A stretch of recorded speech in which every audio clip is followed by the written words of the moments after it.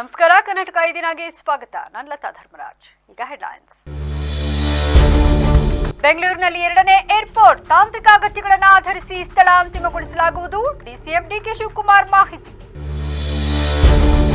BJP ಎಂದರೆ ಬುರುಡೆ ಜನರ ಪಕ್ಷ, ಇದರಲ್ಲಿ ಇರುವವರು ಸಾಮಾನ್ಯ ಗಣಿತ ಬಾರದ ಅಜ್ಞಾನಿಗಳು.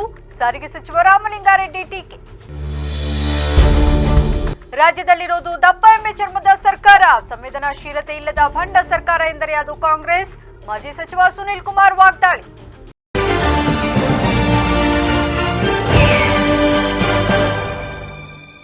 ಬೆಂಗಳೂರಿಗೆ ಎರಡನೇ ವಿಮಾನ ನಿಲ್ದಾಣದ ಕುರಿತು ಕೇಳಿದ ಪ್ರಶ್ನೆಗೆ ಉತ್ತರಿಸಿದ ಉಪಮುಖ್ಯಮಂತ್ರಿ ಡಿಕೆ ಶಿವಕುಮಾರ್, ತಾಂತ್ರಿಕ ಅವಶ್ಯಕತೆಗಳ ಆಧಾರದ ಮೇಲೆ ಸ್ಥಳವನ್ನು ಅಂತಿಮಗೊಳಿಸಲಾಗುವುದು ಎಂದು ತಿಳಿಸಿದರು. ಬೆಂಗಳೂರಿನಲ್ಲಿಂದು ಸುದ್ದಿಗಾರರೊಂದಿಗೆ ಮಾತನಾಡಿದ ಅವರು, ವಿಮಾನ ನಿಲ್ದಾಣ ಎಲ್ಲಿ ನಿರ್ಮಾಣವಾಗಬೇಕು, ಅದು ಬಿಡದಿ, ನೆಲಮಂಗಲ, ತುಮಕೂರು ಅಥವಾ ಇನ್ಯಾವುದೋ ಸ್ಥಳದಲ್ಲಿ ನಿರ್ಮಾಣವಾಗಬೇಕು ಎಂಬುದನ್ನು ನಾವು ನಿರ್ಧರಿಸಲು ಸಾಧ್ಯವಿಲ್ಲ.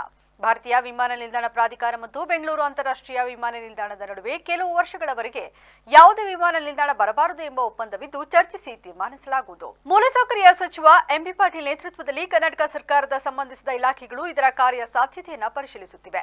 ಎಂಬಿ ಪಾಟೀಲ್ ಅವರು ನನ್ನೊಂದಿಗೆ ಮತ್ತು ಮುಖ್ಯಮಂತ್ರಿಯೊಂದಿಗೆ ಚರ್ಚಿಸುತ್ತಾರೆ ಮತ್ತು ನಂತರ ಅದನ್ನು ಸಂಪುಟದ ಮುಂದೆ ಇಡಲಾಗುತ್ತದೆ.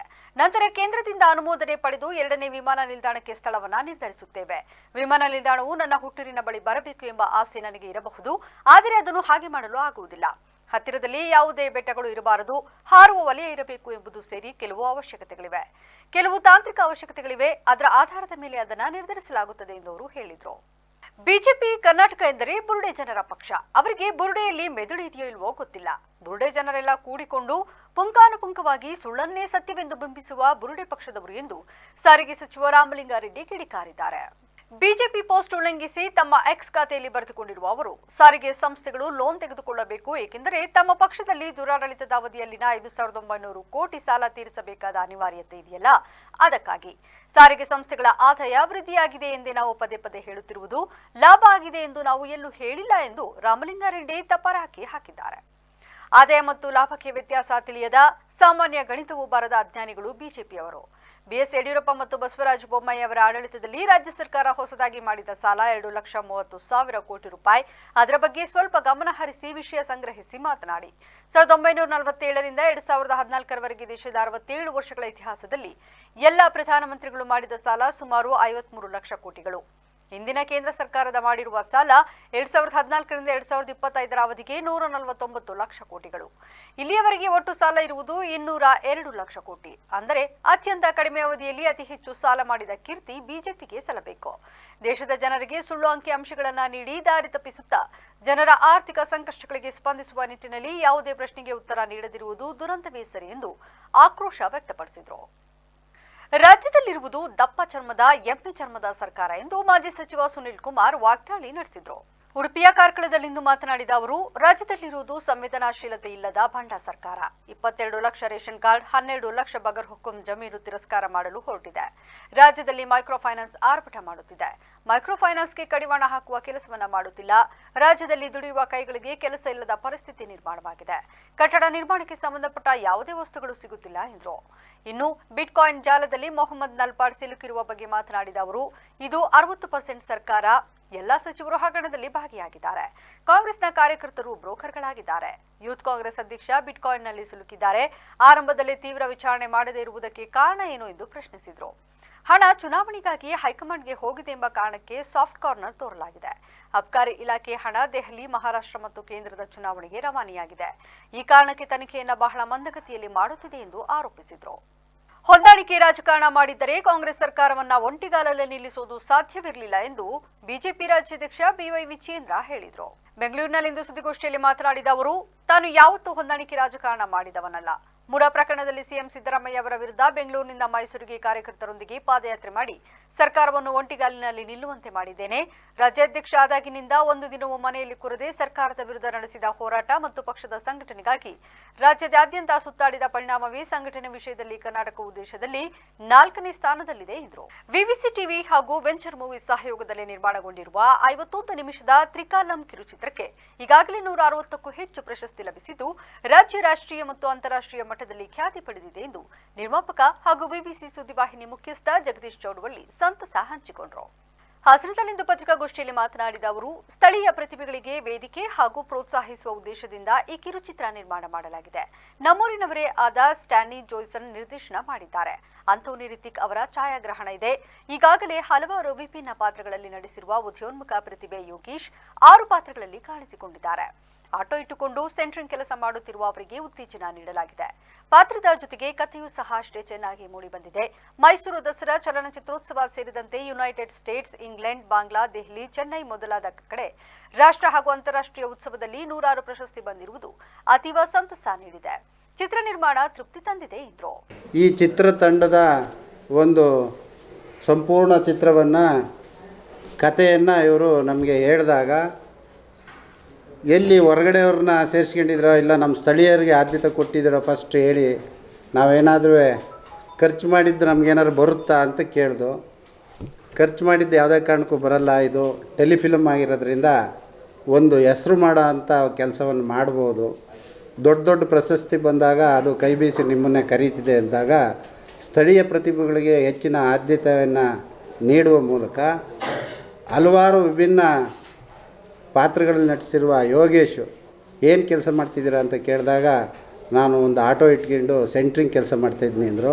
ಅಂಥವ್ರಿಗೆ ನಾವು ಸಹಾಯ ಸಹಕಾರವನ್ನು ಮಾಡಿದಾಗ ಎಲ್ಲೋ ಒಂದು ನಮ್ಮ ಜಿಲ್ಲೆಗೆ ಹೆಸರು ಬರುವಂತಹ ಕೆಲಸವನ್ನು ಅವ್ರು ಮಾಡಲಿ ಅನ್ನೋ ನಿಟ್ಟಿನಲ್ಲಿ ನಾವು ಇವರಿಗೆ ಸಹಕಾರ ಕೊಟ್ಟು ಈ ಒಂದು ಟೆಲಿಫಿಲ್ಮ್ 51 ನಿಮಿಷ ಬಂದಿದೆ. ಈ ಪಾತ್ರದ ಜೊತೆಗೆ ಕಥೆನೂ ಸಹ ಅಷ್ಟೇ ಚೆನ್ನಾಗಿದೆ. ಒಂದು ಗಡಿಯಾರವನ್ನು ಇಟ್ಕೊಂಡು 3 ಕಾಲವನ್ನು ಅದಕ್ಕೆ ಸರಿದೂಗುವ ರೀತಿಯಲ್ಲಿ ಕತೆ ನಿರ್ದೇಶಕ ಸ್ಟ್ಯಾನಿ ಜೋಯ್ಸನ್ ಮಾತನಾಡಿ, ನಮ್ಮ ಚಿತ್ರ ಇವರಿಗೆ 48 ಫಿಲ್ಮ್ ಫೆಸ್ಟಿವಲ್ಸ್ ಪ್ರವೇಶ ಪಡೆದು ವಿವಿಧ ಕ್ಯಾಟಗರಿಯಲ್ಲಿ 158 ಪ್ರಶಸ್ತಿ ಪಡೆದುಕೊಂಡಿದೆ. ವಿಶೇಷವಾಗಿ ದಾದಾ ಸಾಹೇಬ್ ಫಾಲ್ಕೆ ಅವಾರ್ಡ್ಗೂ ಆಯ್ಕೆಯಾಗಿರುವುದು ಹೆಮ್ಮೆಯ ಸಂಗತಿ ಎಂದು ಹೇಳಿದರು. ನಿರುದ್ಯೋಗಿಯೊಬ್ಬ ಸ್ವಯಂ ಉದ್ಯೋಗ ಮಾಡಲು ಬ್ಯಾಂಕ್ ಅಥವಾ ಹಣಕಾಸು ಸಂಸ್ಥೆಗಳಿಂದ ಸಾಲ ಮಾಡಿ ತನ್ನ ದುಡಿಮೆ ಆರಂಭಿಸಿದಾಗ ಆತ ಎದುರಿಸಬೇಕಾಗುವ ಆಡಳಿತಾತ್ಮಕ, ಸಾಮಾಜಿಕ ಹಾಗೂ ಆರ್ಥಿಕ ಪರಿಸ್ಥಿತಿ, ವಿವಿಧ ಕಾರಣಕ್ಕೆ ಹೈರಾಣಾಗಿ ಹೇಗೆ ಮಾನಸಿಕ ಅಸ್ವಸ್ಥತೆಗೆ ಒಳಗಾಗುತ್ತಾನೆ ಎಂಬುದು ಕಥೆಯ ಒಂದು ಭಾಗ. ಮತ್ತೊಂದು ಭಾಗದಲ್ಲಿ ಮಾನಸಿಕ ಅಸ್ವಸ್ಥರನ್ನ ಸಮಾಜ ಹಾಗೂ ಸಂಸಾರ ಹೇಗೆ ಕೆಟ್ಟದಾಗಿ ನಡೆಸಿಕೊಳ್ಳುತ್ತದೆ ಎಂದು ಹೇಳಲಾಗಿದೆ. ಚಿತ್ರದಲ್ಲಿ ಸಾಂಕೇತಿಕವಾಗಿ ಗಡಿಯಾರದ 3 ಮುಳ್ಳು ಬಳಸಲಾಗಿದೆ. ಭೂತಕಾಲ, ವರ್ತಮಾನ ಕಾಲ ಮತ್ತು ಭವಿಷ್ಯತ್ ಕಾಲ. ಅಂತಿಮವಾಗಿ ಇದು ಹೇಗೆ ಓರ್ವ ವ್ಯಕ್ತಿಯನ್ನ ಆತ್ಮಹತ್ಯೆಯತ್ತ ಸೆಳೆದೊಯ್ಯುತ್ತದೆ ಎಂಬುದು ಒಟ್ಟಾರೆ ಚಿತ್ರದ ಸಾರಾಂಶ ಎಂದು ವಿವರಿಸಿದರು. ಈ ಚಿತ್ರನ ಫಸ್ಟು ಇವರಿಗೆ ಸರಿಗೆ ಹೇಳಿದಾಗ ಆಯಿತು ಮಾಡೋಣ ಅಂತಲೇ ಫಸ್ಟ್ ಅವರು ಹೆಜ್ಜೆ ಮುಂದೆ ಇಟ್ಟರು. ಹಂಗಾಗಿ ಫಸ್ಟನ್ನ ಅಂತೋಣಿ ಕರ್ಕೊಂಡು ನಾನು ಇದನ್ನು ಶೂಟ್ನ ಸ್ಟಾರ್ಟ್ ಮಾಡಿಕೊಂಡೆ. ಮತ್ತು ಇದಕ್ಕೆ ಸಹಕಾರ ನೀಡಿದ್ದು ಯೋಗೇಶ್ ಅವರು. ಇದರಲ್ಲಿ ಅದ್ಭುತವಾಗಿ ನಟನೆಯನ್ನು ಮಾಡಿದ್ದಾರೆ. ನೀವು ನಾಳೆ ಇದನ್ನು ಸಂಪೂರ್ಣವಾಗಿ ನೀವು ಚಿತ್ರ ನೀವು ನೋಡ್ಬೋದು. ಯಾಕಂದರೆ ನಿನ್ನೆ 16 ನಿಮಿಷ ರಿಲೀಸ್ ಆಗಿದೆ. ಅದು BBC ಟಿವಿಯಲ್ಲಿ ನೋಡ್ಬೋದು ನೀವು ಯೂಟ್ಯೂಬ್ ಚಾನಲಲ್ಲಿ. ಇವತ್ತು 30 ನಿಮಿಷ Hassan news YouTube channel release ಆಗುತ್ತೆ. ನಾಳೆ 50 ನಿಮಿಷ ನನ್ನ ಚಾನಲ್ SJS ಎಡಿಟ್ಸ್ ಅಂತ, ಆ ಚಾನಲಲ್ಲಿ 50 ನಿಮಿಷ ನೀವು ಸಂಪೂರ್ಣ ಚಿತ್ರವನ್ನು ನೋಡ್ಬೋದು. ಆ 50 ನಿಮಿಷ ಯಾರು ಚಿತ್ರನ ನೋಡಿ ಅರ್ಥೈಸ್ಕೊಂಡು ಅದನ್ನು ಡಿಕೋಡ್ ಯಾರು ಫಸ್ಟ್ ಮಾಡ್ತಾರೋ ಅವರಿಗೆ 1 ಲಕ್ಷ ರೂಪಾಯಿ ನಗದು ಬಹುಮಾನ ಇರುತ್ತೆ. ಇದು ನನ್ನ ಕಡೆಯಿಂದ ಒಂದು ಯಾರು ಡಿಕೋಡ್ ಮಾಡ್ತಾರೋ ಅವರಿಗೆ ನಾನೇ ಕೊಡ್ತಾಯಿದ್ದೀನಿ. ಇದು ವೆಂಚರ್ ಮೂವೀಸ್ ಇಂಡಿಯಾ @gmail.comಗೆ ಯಾರು ಇದನ್ನು ಫಸ್ಟು ಡಿಕೋಡ್ ಮಾಡಿ ಚಿತ್ರನ ಫಸ್ಟು ಅರ್ಥ ಮಾಡ್ಕೊಂಡು ಕಂಪ್ಲೀಟ್ ಸ್ಟೋರಿನ ಯಾರು ಹೇಳ್ತಾರೋ ಅವರಿಗೆ 1 ಲಕ್ಷ ಬಹುಮಾನ ನೀಡ್ತೀವಿ. ಅಂದರೆ ಸರ್ ಸಂಪೂರ್ಣ ಅಂದರೆ ಆ ಚಿತ್ರದಲ್ಲಿ ಸಿಂಬಾಲಿಕ್ ಆಗಿರ್ಬೋದು. ಅಂದರೆ ಇದರಲ್ಲಿ ನಾವು ಪಾಸ್ಟ್, ಪ್ರೆಸೆಂಟ್, ಫ್ಯೂಚರ್ನ ತೋರಿಸಿದ್ದೀವಿ. ಆ ಪಾಸ್ಟ್ ಯಾರು, ಪ್ರೆಸೆಂಟ್ ಯಾರು, ಫ್ಯೂಚರ್ ನನ್ನ ಪೂಜೆ ಗುರುಗಳಾದಂಥ ನಮ್ಮ ವಿಜಯ್ ಮಾಸ್ಟರ್, ಜಾನಕಿ ಮಾಸ್ಟರ್, ನಮ್ಮ ಮಾಸ್ಟರ್ಸ್, ನಮ್ಮ ಚಾಮ್ರಾನ್ ಮಾಸ್ಟರ್ ಹಾಗೂ ಪುರುಷೋತ್ತಮ್ ಸರ್, ಚರಣ್ ರಾಜ್ ಸರ್ ಹಾಗೂ ಧನಂಜಯ್ ಮಾಸ್ಟರ್, ಭರತ್ ಬಾಬಾ ಹಾಗೂ ಕೋತಿರಾಜ್ ಅಲಿಯಾಸ್ ಜ್ಯೋತಿರಾಜಣ್ಣ ಹಾಗೂ ನಮ್ಮ ಜಿಲ್ಲೆಯವರಾದಂಥ ಬಜರಂಗಿ 2 ಸಿನಿಮಾದ ಖ್ಯಾತಿಯ ನಮ್ಮ ಚೆಲುವರಾಜಣ್ಣ. ಸೊ ಇವರೆಲ್ಲರ ಒಂದು ಆಶೀರ್ವಾದ ಹಾಗೂ ಮಾರ್ಗದರ್ಶನದಿಂದ ನಮ್ಮ ನಿರ್ದೇಶಕರು ನನಗೆ ಈ ಒಂದು ಸಿನಿಮಾದಲ್ಲಿ ಏನು 6 ಪಾತ್ರವನ್ನು ಕೊಟ್ಟಿದ್ರು, ಅದಕ್ಕೆ ನಾನು ಸಾಧ್ಯವಾದಷ್ಟು ಅದಕ್ಕೆ ಪಾತ್ರಕ್ಕೆ ಜೀವ ತುಂಬುವಂಥ ಕೆಲಸವನ್ನು ನಾನು ಮಾಡಿದ್ದೇನೆ. ಮತ್ತು ಈ ಸಿನಿಮಾಗೆ ನಮಗೆ ಶಕ್ತಿಯನ್ನು ನೀಡಿದಂಥ ನಮ್ಮ ಸಿನಿಮಾದ BBC ವಾಹಿನಿಯ ಸಂಸ್ಥಾಪಕರಾದಂಥ ನಮ್ಮ ಚೌಡಳ್ಳಿ ಜಗದೀಶ್ ಸರ್ ಆಗಿರ್ಬೋದು, ಸ್ವಾಗತ್ ಸರ್ ಅವ್ರಿಗೂ ಅವರಾಗಿರ್ಬೋದು, ಮತ್ತು ಈ ಸಿನಿಮಾದಲ್ಲಿ ನಮ್ಮ ಜೊತೆಗೆ ಸಹ ಕಲಾವಿದರಾಗಿ ನಟಿಸಿದಂಥ ಎಲ್ಲ ಕಲಾವಿದರಾಗಿರ್ಬೋದು ಹಾಗೂ ಈ ಒಂದು ಸಿನಿಮಾಗೆ ನಮಗೆ ಸಹಕರಿಸುವವರ ಜೊತೆಯಲ್ಲಿ ನಮಗೆ ಸಿನಿಮಾ ಗೆ ಒಂದು ಪುಟ್ಟ ಪುಟ್ಟ ಪಾತ್ರಗಳನ್ನು ಮಾಡಿ ನಮಗೆ ಸಹಕರಿಸಿದಂಥ ಒಂದು VVC ವಾಹಿನಿಯ ತಂಡ ಹಾಗೂ ಹಾಸನ ನ್ಯೂಸ್ ತಂಡದವರೆಗೂ ನನ್ನ ಒಂದು ಅನಂತ ಧನ್ಯವಾದಗಳನ್ನು ಈ ಒಂದು ಮುಖಾಂತರ ನಾನು ತಿಳಿಸ್ತಾ ಇದ್ದೇನೆ. ಪತ್ರಿಕಾಗೋಷ್ಠಿಯಲ್ಲಿ ನಾಯಕ ನಟ ಯೋಗೀಶ್, ಛಾಯಾಗ್ರಾಹಕ ಅಂತೋಣಿ ರಿತಿಕ್, ಪತ್ರಕರ್ತ ಸ್ವಾಗತ್, ಸೌಂಡ್ ಮಿಕ್ಸಿಂಗ್ ಮತ್ತು ಮಾಸ್ಟರಿಂಗ್ ಶಕೀಲ್ ಅಹಮದ್ ಹಾಜರಿದ್ದರು. ಜಿಲ್ಲಾ ಪತ್ರಕರ್ತರ ಸಂಘದ ವತಿಯಿಂದ ಪ್ರಪ್ರಥಮ ಬಾರಿಗೆ ಫೆಬ್ರವರಿ 8ರಂದು ನಗರದ MG ರಸ್ತೆಯ ಗಾಂಧಿ ಭವನ ಹಾಗೂ ಯೂತ್ ಹಾಸ್ಟೆಲ್ನಲ್ಲಿ ಹಮ್ಮಿಕೊಂಡಿರುವ ಮೆಗಾ ಆರೋಗ್ಯ ಶಿಬಿರದ ಸದುಪಯೋಗವನ್ನು ಜಿಲ್ಲೆಯ ಸಮಸ್ತ ಪತ್ರಕರ್ತರು ಹಾಗೂ ಅವರ ಕುಟುಂಬದವರು ಸದುಪಯೋಗಪಡಿಸಿಕೊಳ್ಳುವಂತೆ ಅಧ್ಯಕ್ಷ KH ವೇಣುಕುಮಾರ್ ಮನವಿ ಮಾಡಿದರು. ಹಾಸನದಲ್ಲಿಂದು ಪತ್ರಿಕಾಗೋಷ್ಠಿಯಲ್ಲಿ ಮಾತನಾಡಿದ ಅವರು, ಶ್ರೀ ಆದಿಚುಂಚನಗಿರಿ ವಿವಿ ಆಸ್ಪತ್ರೆ ಸಹಯೋಗದಲ್ಲಿ ಜಿಲ್ಲೆಯ ಎಲ್ಲಾ ಪತ್ರಕರ್ತರು ಹಾಗೂ ಪತ್ರಿಕಾ ವಿತರಕರು ಮತ್ತು ಕುಟುಂಬ ಸದಸ್ಯರಿಗೆ ಬೃಹತ್ ಆರೋಗ್ಯ ಶಿಬಿರವನ್ನು ಅಂದು ಬೆಳಗ್ಗೆ 8 ಗಂಟೆಯಿಂದ ಸಂಜೆ 5ರವರೆಗೆ ಆಯೋಜಿಸಲಾಗಿದೆ. ಶ್ರೀ ಡಾಕ್ಟರ್ ಬಾಲಗಂಗಾಧರನಾಥ ಮಹಾಸ್ವಾಮೀಜಿಯವರ ದಿವ್ಯಾಶೀರ್ವಾದದೊಂದಿಗೆ ಶ್ರೀ ಆದಿಚುಂಚನಗಿರಿ ಮಹಾಸಂಸ್ಥಾನ ಮಠದ ಪೀಠಾಧ್ಯಕ್ಷರಾದ ಡಾಕ್ಟರ್ ಶ್ರೀ ನಿರ್ಮಲಾನಂದನಾಥ ಮಹಾಸ್ವಾಮೀಜಿಯವರ ದಿವ್ಯ ಸಾನ್ನಿಧ್ಯ, ಹಾಸನ ಶಾಖಾ ಮಠದ ಶ್ರೀ ಶಂಭುನಾಥ ಸ್ವಾಮೀಜಿಯವರ ಸಹಕಾರದಲ್ಲಿ ಶಿಬಿರ ನಡೆಯುತ್ತಿದೆ. ಮಾಜಿ MLC MA ಗೋಪಾಲಸ್ವಾಮಿ ಶಿಬಿರದ ಆಯೋಜಕರಾಗಿದ್ದಾರೆ ಎಂದರು. ಮೈಸೂರಿನ ಜಯದೇವ ಹೃದ್ರೋಗ ಆಸ್ಪತ್ರೆ, ಬೆಂಗಳೂರಿನ ಕಿಮ್ಸ್, ನಿಮ್ಹಾನ್ಸ್, ಕಿದ್ವಾಯ್, ಮಂಗಳೂರಿನ ಎನ್ನಪೋಯ ಹಾಗೂ ಹಾಸನದ ಪ್ರಸೂತಿ ಮತ್ತು ಸ್ತ್ರೀರೋಗ ತಜ್ಞರ ಸಂಘದ ಸಹಕಾರ ಇದೆ. ಉಚಿತ ವೈದ್ಯಕೀಯ ತಪಾಸಣೆ ಇದೆ. 100ಕ್ಕೂ ಹೆಚ್ಚು ವೈದ್ಯರು ಹಾಗೂ ಸಿಬ್ಬಂದಿ ಭಾಗವಹಿಸಲಿದ್ದು ಉಚಿತ ಶಿಬಿರದ ಸದುಪಯೋಗ ಪಡೆದುಕೊಳ್ಳಲು ಕೋರಿದರು. ಪತ್ರಕರ್ತರ ಸಂಘದಿಂದ ಇದೇ ಪ್ರಥಮ ಬಾರಿಗೆ ಒಂದು ಜಿಲ್ಲೆಯ ಎಲ್ಲ ಪತ್ರಕರ್ತರಿಗೆ ಮತ್ತು ಅವರ ಕುಟುಂಬದವರಿಗೆ, ಹಾಗೆ ಪತ್ರಿಕಾ ವಿತರಕರು ಮತ್ತು ಅವರ ಕುಟುಂಬದವರಿಗೆ, ಮತ್ತು ಎಲ್ಲ ಮಾಧ್ಯಮದವರ ಕುಟುಂಬದವರಿಗೆ ಹಾಗೂ ಮಾಧ್ಯಮದವರಿಗೆ ಎಲ್ಲರಿಗೂ ಒಂದು ಆರೋಗ್ಯ ಶಿಬಿರವನ್ನು ಏರ್ಪಡಿಸಬೇಕು ಅಂತ ಹೇಳಿ ಕಳೆದ 4-5 ತಿಂಗಳಿಂದ ಏನೋ ಒಂದು ಪ್ರಯತ್ನ ಸಾಗಿತ್ತು. ಆ ಪ್ರಯತ್ನ ಈಗ ಯಶಸ್ವಿಯಾಗಿ ಈ ಅಂತಿಮ ಘಟ್ಟಕ್ಕೆ ಬಂದಿದೆ. ಇದೇ ಫೆಬ್ರವರಿ 8ರ ಅಂದರೆ ನಾಳೆ ಎಲ್ಲ ನಾಡಿದ್ದು ಶನಿವಾರ ನಗರದ ಗಾಂಧಿ ಭವನದಲ್ಲಿ ಮತ್ತು ಯೂತ್ ಹಾಸ್ಟೆಲ್ ಆವರಣದಲ್ಲಿ ಹಾಸನದ ಪತ್ರಕರ್ತರ ಸಂಘದಿಂದ ಆಯೋಜಿಸಲಾಗಿರುವಂಥ ಮೆಗಾ ಆರೋಗ್ಯ ಶಿಬಿರ ನಡೀತಾ ಇದೆ.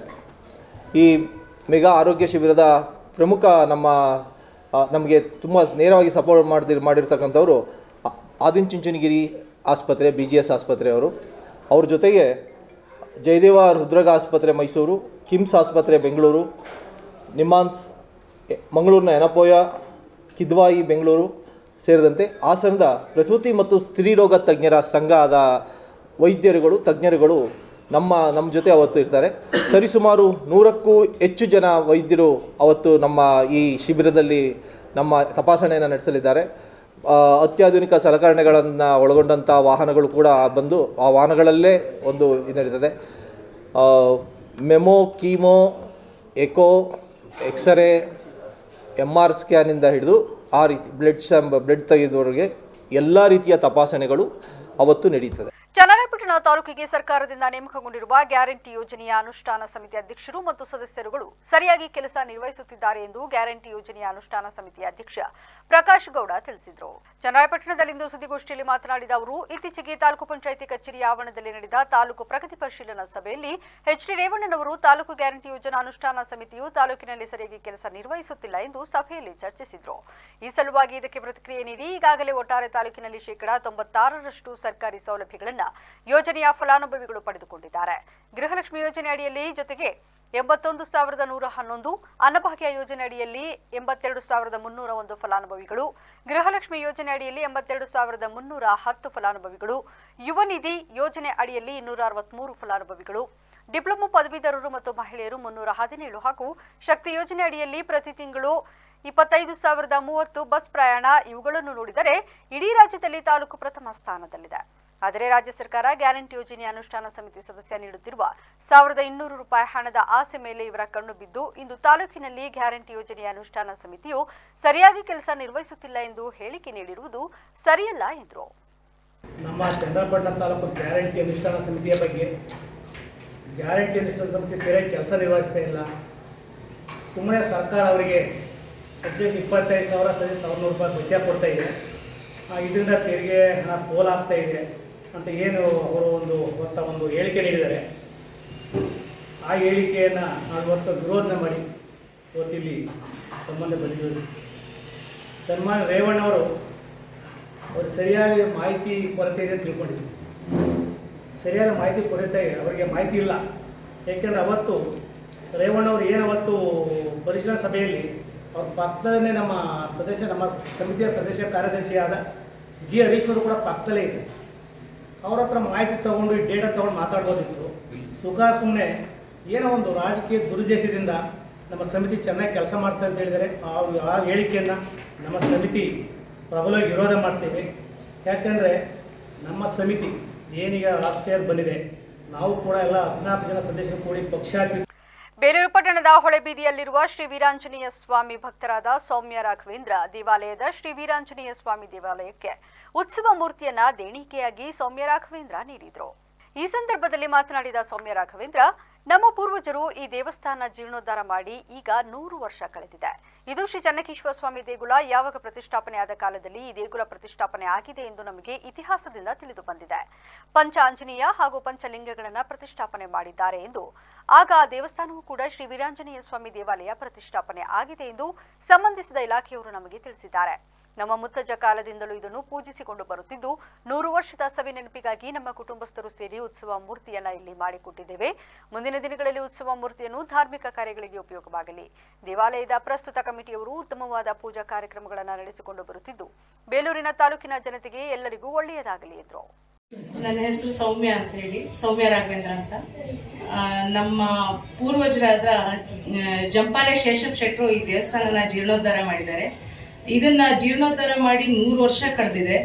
ಇದು ಪಾಳ್ಯಗಾರರ ಕಾಲದಲ್ಲಿ ಪ್ರತಿಷ್ಠಾಪನೆ ಮಾಡಿದ್ದು ಅಂತ ಹೇಳಿ ನಾವು ತಿಳ್ಕೊಂಡಿದೀವಿ. ಇಷ್ಟು ದಿನ ನಮಗೆ ಗೊತ್ತಿದ್ದು, ಇತ್ತೀಚಿನ ದಿನಗಳಲ್ಲಿ ನಮಗೆ ಗೊತ್ತಾಗ್ತಾ ಇದೆ ಬೇಲೂರಿನ ಶ್ರೀ ಚೆನ್ನಕೇಶ್ವರ ಸ್ವಾಮಿ ದೇವಸ್ಥಾನ ಯಾವಾಗ ಪ್ರತಿಷ್ಠಾಪನೆ ಆಯ್ತು ಆವಾಗ ಪಂಚಾಂಜನೇಯ ಮತ್ತು ಪಂಚಲಿಂಗಗಳನ್ನ ಪ್ರತಿಷ್ಠಾಪನೆ ಮಾಡಿದ್ದಾರೆ ಅಂತ. ಆವಾಗ ಈ ದೇವಸ್ಥಾನ ಶ್ರೀ ವೀರಾಂಜನೇಯ ಸ್ವಾಮಿನೂ ಪ್ರತಿಷ್ಠಾಪನೆ ಆಗಿದೆ ಅಂತಂದು ಆರ್ಕಿಯಾಲಜಿಕಲ್ ಡಿಪಾರ್ಟ್ಮೆಂಟ್ನವ್ರು ಹೇಳಿದ್ಮೇಲೆ ನಮ್ಗೆ ಗೊತ್ತಾಗಿರೋದು. ಇದು ಈಗ ನಮ್ಮ ಮುತ್ತಜ್ಜ ಅವರು ಜೀರ್ಣೋದ್ಧಾರ ಮಾಡಿ 100 ವರ್ಷ ಆಗಿದೆ. ಈ ಕಾರ್ಯಕ್ರಮಕ್ಕೆ 100ನೇ ವರ್ಷದ ಕಾರ್ಯಕ್ರಮಕ್ಕೆ ನಾವು ಕುಟುಂಬ ವರ್ಗದವರು, ಮಕ್ಕಳು, ಮೊಮ್ಮಕ್ಕಳು, ಮರಿ ಮೊಮ್ಮಕ್ಕಳು ಎಲ್ಲರೂ ಸೇರಿ ಒಂದು ಉತ್ಸವ ಮೂರ್ತಿನ ಅವರ ನೆನಪಿನ ಅರ್ಥವಾಗಿ ಮಾಡಿಸ್ಕೊಟ್ಟಿದೀವಿ. ಸಕಲೇಶಪುರ ತಾಲೂಕು ಕಚೇರಿಯ ದಾಖಲೆ ಕೊಠಡಿಯಿಂದ ದಾಖಲೆಗಳು ಕಣ್ಮರೆಯಾಗುತ್ತಿವೆ ಎಂಬ ಆರೋಪವನ್ನು ಮುಂದಿಟ್ಟುಕೊಂಡು ಸಾಮಾಜಿಕ ಹೋರಾಟಗಾರ ಮತ್ತು ದಲಿತ ಮುಖಂಡ ವಳಲಹಳ್ಳಿ ವೀರೇಶ್ ತಾಲೂಕು ಕಚೇರಿ ಎದುರು ಏಕಾಂಗಿಯಾಗಿ ಪ್ರತಿಭಟನೆ ನಡೆಸಿದರು. ಈ ಸಂದರ್ಭದಲ್ಲಿ ಮಾತನಾಡಿದ ಅವರು, ಹಲವು ದಶಕಗಳಿಂದ ಭೂಮಿ ಹಕ್ಕಿಗಾಗಿ ಹೋರಾಟ ನಡೆಸುತ್ತಾ ಬಂದಿದ್ದೇನೆ. ಜಿಲ್ಲೆಯ ಹಲವು ಕಡೆ ಭೂಮಿಯ ಹಕ್ಕನ್ನು ನೀಡಲು ನಾನು ಹೋರಾಟ ಮಾಡಿದ್ದೇನೆ.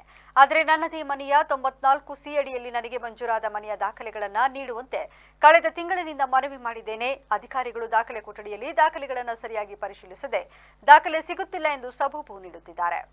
ದಾಖಲೆಗಳು ಕಣ್ಮರೆಯಾಗಿವೆ ಎಂಬ ಅಧಿಕಾರಿಗಳ ಬೇಜವಾಬ್ದಾರಿ ಹೇಳಿಕೆಯನ್ನು ನಾನು ಖಂಡಿಸುತ್ತೇನೆ. ನನ್ನ ದಾಖಲೆಗಳನ್ನು ನೀಡದಿದ್ದಲ್ಲಿ ನಾನು ಅನಿರ್ದಿಷ್ಟಾವಧಿಯವರೆಗೆ ಏಕಾಂಗಿಯಾಗಿ ಹೋರಾಟ ಮಾಡುತ್ತೇನೆ. ಇದಲ್ಲದೆ ಕ್ಷೇತ್ರದಲ್ಲಿ ಶಾಸಕರ ನೇತೃತ್ವದಲ್ಲಿ ನಡೆಯಬೇಕಾದ SC/ST ಸಭೆ ಕಳೆದ 1.5 ವರ್ಷದಿಂದ ನಡೆದಿಲ್ಲ. ಈ ಸಭೆ ನಡೆದಿದ್ದರೆ ಅಧಿಕಾರಿಗಳ ವಿರುದ್ಧ ನಮ್ಮ ಅಳಲನ್ನು ತೋರಿಸಿಕೊಳ್ಳಬಹುದಿತ್ತು. ಸಭೆ ನಡೆಯದ ಕಾರಣ ಅಧಿಕಾರಿಗಳು ಉದಾಸೀನತೆಯಿಂದ ವರ್ತಿಸುತ್ತಿದ್ದಾರೆ ಎಂದರು. ಜಿಲ್ಲಾ ಸಂಚಾಲಕರು ಹಾಗೂ ಮತ್ತು PLD ಬ್ಯಾಂಕ್ ನಿರ್ದೇಶಕರು ಇತ್ತೀಚಿನ ನಡೆದ ಚುನಾವಣೆಯಲ್ಲಿ ನಿರ್ದೇಶಕರಾಗಿ ಕೆಲಸ ಮಾಡ್ತಾಯಿದ್ದೀನಿ. ಆಮೇಲೆ ಸಾರ್ವಜನಿಕ ಜೀವನದಲ್ಲಿ ಭೂಮಿ ವಿಚಾರದಲ್ಲಿ ತುಂಬ ಹೋರಾಟ ಮಾಡ್ಕೊಂಡು ಬಂದಿದ್ದೀನಿ. ಜೊತೆಗೆ ನನ್ನ ಮನೆ ನನ್ನೇ ದಾಖಲಾತಿ ನಾಪತ್ತೆ ಆಗಿದೆ, ಇಲ್ಲಿ ರೆಕಾರ್ಡ್ ರೂಮ್ನಲ್ಲಿ. ಈ 3 ತಿಂಗಳ ಹಿಂದೆ ಒಂದು ಸತಿ ದಾಖಲಾತಿ ತೆಗೆದಿಟ್ಕೊಂಡಿದ್ದೆ. ಆ ದಾಖಲಾತಿ ಈಗ ಕೇಳಕ್ಕೆ ಹೋದರೆ ಆ ದಾಖಲಾತಿನ ಇಲ್ಲ ಅಂತ ಹೇಳ್ತಾರೆ. ಜೊತೆಗೆ ಎಲ್ಲ ಸಮಸ್ಯೆಗಳನ್ನ ಇದು ತಾಲೂಕು ಆಡಳಿತ ಅಧಿಕಾರಿಗಳು ಮತ್ತು ಈ ಕ್ಷೇತ್ರದ ಶಾಸಕರ ಜೊತೆ SC/ST ಸಭೆಯಲ್ಲಿ ಪ್ರಸ್ತಾವನೆ ಮಾಡಬೇಕು ಅಂದಾಗ 1.5 ವರ್ಷಗಳ ಕಾಲ ಆಯಿತು. ಯಾರು ಈ ಕ್ಷೇತ್ರದ ಶಾಸಕರು ಸಿಮೆಂಟ್ ಮಂಜು ನಾನವರು ಈ 1.5 ವರ್ಷದ SC/ST ಹಿತರಕ್ಷಣಾ ಸಮಿತಿ ಸಭೆ ಕರೆದಲೆ ದಲಿತರು, ನಿರ್ಗತಿಕರು, ಕೂಲಿ ಕಾರ್ಮಿಕರ ಬಗ್ಗೆ ಅದ್ರ ಬಗ್ಗೆ ಚರ್ಚೆ ಮಾಡೋಕ್ಕೆ ಸಭೆನೇ ಕರಿತಿಲ್ಲ. ಇಲ್ಲಿ ಯಾವುದೇ ಥರದ ದಾಖಲಾತಿಗೆ ಕೈಗೆ ಸಿಗ್ತಿಲ್ಲ. ಯಾಕಂದರೆ ಕರೆದ್ರೆ ನನಗೆ ಸಮಸ್ಯೆಗಳಾಗುತ್ತೆ ಅಂತ ಶಾಸಕರೇ ಗೈರ್ಹಾಜರಿ. ಆದರೆ ಸಮಾಜ ಕಲ್ಯಾಣ ಇಲಾಖೆ ಮತ್ತು ಕಂದಾಯ ಇಲಾಖೆಯವರು ಹಲವಾರು ಬಾರಿ ಇದು ಶಾಸಕರನ್ನ ಕೇಳ್ಕೊಂಡೆ ಡೇಟ್ ಕೊಡಿ ಸರ್, ಎಲ್ಲ ದಲಿತ ಮುಖಂಡರೆಲ್ಲ ಸಭೆ ಕರೆಯೋಕ್ಕೆ ಕೇಳ್ತಾ ಇದ್ದಾರೆ ಅಂದಾಗ. ಈಗ ಮತ್ತೊಮ್ಮೆ ಹೆಡ್ಲೈನ್ಸ್. ಬೆಂಗಳೂರಿನಲ್ಲಿ 2ನೇ ಏರ್ಪೋರ್ಟ್ ತಾಂತ್ರಿಕ ಅಗತ್ಯಗಳನ್ನು ಆಧರಿಸಿ ಸ್ಥಳ ಅಂತಿಮಗೊಳಿಸಲಾಗುವುದು. DCM DK ಶಿವಕುಮಾರ್ ಮಾಹಿತಿ. ಬಿಜೆಪಿ ಎಂದರೆ ಬರುಡೆ ಜನರ ಪಕ್ಷ, ಇದರಲ್ಲಿ ಇರುವವರು ಸಾಮಾನ್ಯ ಗಣಿತ ಬಾರದ ಅಜ್ಞಾನಿಗಳು. ಸಾರಿಗೆ ಸಚಿವ ರಾಮಲಿಂಗಾರೆಡ್ಡಿ ಟೀಕೆ. ರಾಜ್ಯದಲ್ಲಿರೋದು ದಪ್ಪ ಎಮ್ಮೆ ಚರ್ಮದ ಸರ್ಕಾರ, ಸಂವೇದನಾಶೀಲತೆ ಇಲ್ಲದ ಭಂಡ ಸರ್ಕಾರ ಎಂದರೆ ಅದು ಕಾಂಗ್ರೆಸ್. ಮಾಜಿ ಸಚಿವ ಸುನೀಲ್ ಕುಮಾರ್ ವಾಗ್ದಾಳಿ. ಇದಾಗಿತ್ತು ಇಲ್ಲಿವರೆಗಿನ ನ್ಯೂಸ್ ಅಪ್ಡೇಟ್ಸ್. ನಿರಂತರ ಸುದ್ದಿಗಾಗಿ ನೋಡ್ತಾ ಇರಿ PVC ನ್ಯೂಸ್. ಇದು ಜನರ ಧ್ವನಿ. ಸತ್ಯದ ಕಡೆ ನಮ್ಮ ನಡೆ.